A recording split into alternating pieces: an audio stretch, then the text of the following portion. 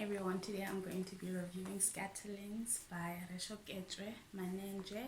This is a historical fiction book set in mostly Cape Town as well as around South Africa, and we opened the book with the devastating news that the Morality Act of 1927, which was an act prohibiting any sexual relations between white people in South Africa as well as natives, has been passed by Parliament. In the book, we are following a really well-off family, the Van Zyl family, which is comprised of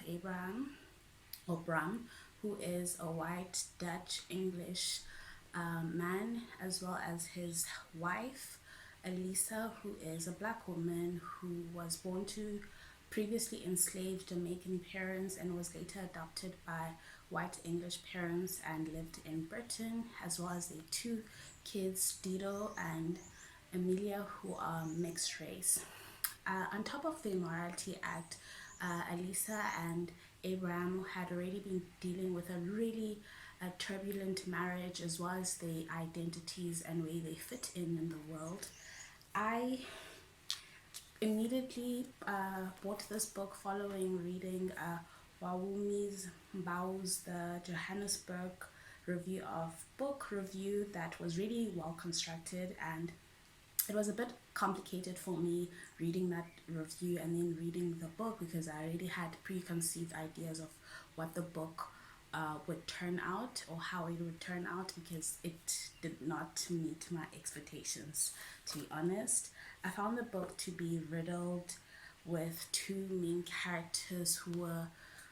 very frustrating and very unreflective for me, and clearly struggling internally, because we have Elisa who left Britain because she was looking for something and she could no longer stand the really severe racism that is enacted towards her, and she's looking for her place in the world and she does not know where she belongs, and she thinks that she'll find her sense of belonging in South Africa. And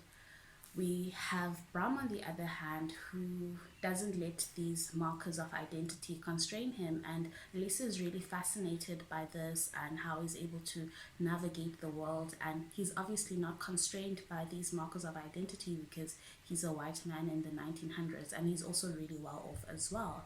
And yeah,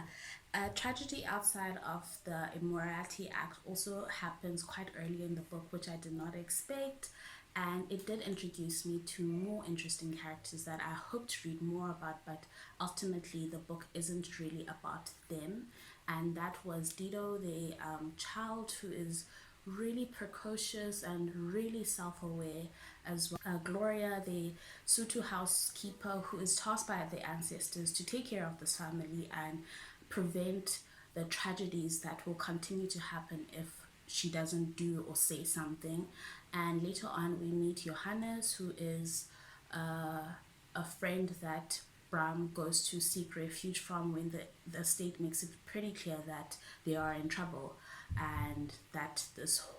whole family is going to be in trouble ultimately. And Johannes has sworn allegiance to his Dutch side following the Great War, and there's a lot of tension between him and Bram because Bram is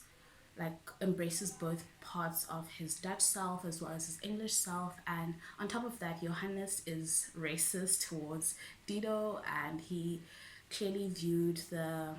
relations between Elisa as well as Bram as a sin, and so he views Dido in a very this is a result of a sin kind of way. And yeah, I